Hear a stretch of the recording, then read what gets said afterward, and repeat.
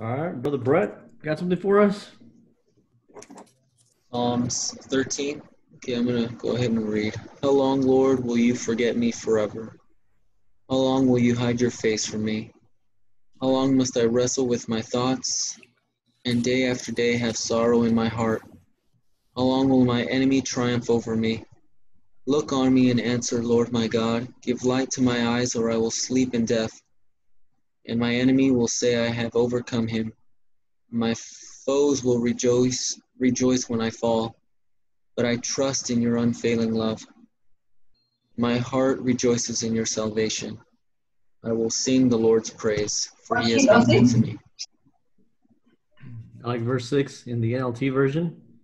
If I were to ask the question, I think Sean asked the question, why do we sing to the Lord? Verse 6 says, I will sing to the Lord because he is good to me. There's your answer.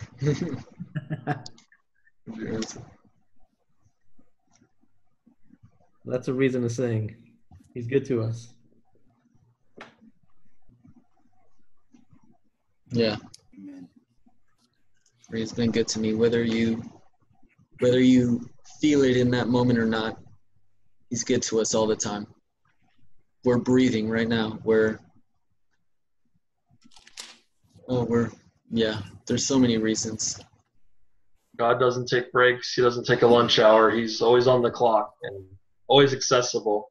That's like the most rewarding thing, is that we don't always listen to God, but God's always listening to us. So I really appreciate that.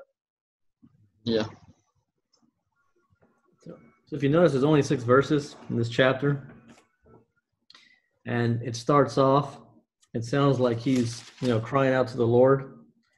How long will you forget me? So apparently he's asking for something, and he's growing weary. But it's only 6 verses, so can you imagine King David probably on his knees right now, and he's crying out to the Lord in prayer.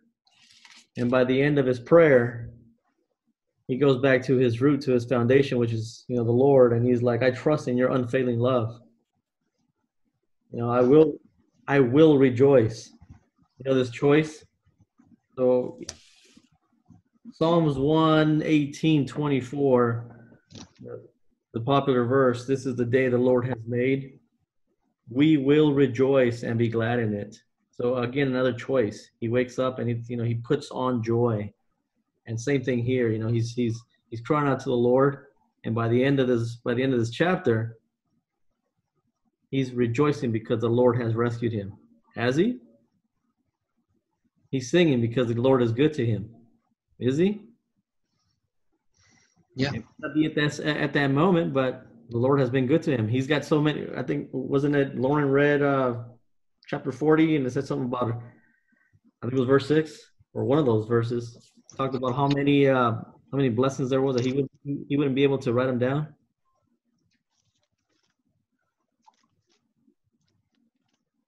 Look at verse 5. So after it starts out almost like a lamentation of what's happening to him, and then in verse 5, all 4 translations, and I'm sure ESV and others would say it, but in the King James it says, "But I have trusted in thy mercy." New King James, "But I have trusted in your mercy." NIV, "But I trust in your unfailing love." NLT, "But I trust in your unfailing love." So these lamentations that he has before that about what's happening to him, and then he starts it out with "but." I think that's neat. So he doesn't stay with it, almost like even though, right? Even though these things are happening, I'm gonna trust in you. Shadrach, Meshach, and Abednego, right? He's not letting his feelings take control. Right. He knows what his position is in the Lord. Yeah. Despite the circumstances in this life. Another parallel would be the Apostle Paul. Paul says he prayed how many times for that thorn to be taken away? Once? 3 times? But his grace is sufficient for him. God's grace is sufficient. And that's what I see here. He's okay. So he's got, 4 verses of some issues. But verse 5 and 6, his grace is sufficient for David. Yeah. And that's a story. That should be the story of our lives.